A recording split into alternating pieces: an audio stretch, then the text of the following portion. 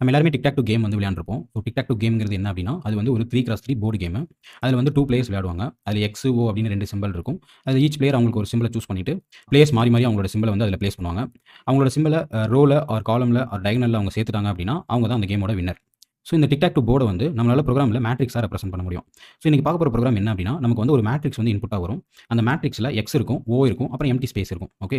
So நம்ம program என்ன find பண்ணணும் அப்டின்னா, அந்த கேமோட ஸ்டேட் என்ன அப்டிங்கிறத கண்டுபிடிக்கணும்.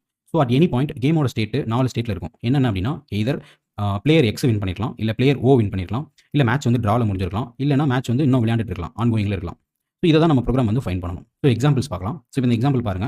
இந்த எக்ஸாம்பிள்ல எக்ஸ் வந்து டயகனல்ல சேர்த்துட்டாரு. ஸோ அப்ப எக்ஸ் வந்து வின்னர். ஸோ இப்ப இந்த ஒரு எக்ஸாம்பிள்ல வந்து ஓ வந்து வின்னர். இந்த டயகனல்ல ஓ சேர்த்துட்டாரு. ஸோ ஓ வந்து வின்னர். ஸோ இப்ப இந்த ஒரு எக்ஸாம்பிள் பாருங்க. இந்த எக்ஸாம்பிள்ல யாருமே வின் பண்ணல. பட் எல்லாமே விளையாண்டு முடிச்சுட்டாங்க. அப்டின்னா இது வந்து டிரா மேட்ச். ஸோ இந்த ஒரு எக்ஸாம்பிள் பாருங்க. இதுல பிளேயர் எக்ஸும் வின் பண்ணல, ஓவும் வின் பண்ணல. பட் ஸ்டில் எம்ப்டி ஸ்பேஸ் இருக்கு. அப்ப பிளேயர் வந்து விளையாண்டுட்டு இருக்காங்க. ஸோ இது வந்து ஆன்கோயிங் மேட்ச்.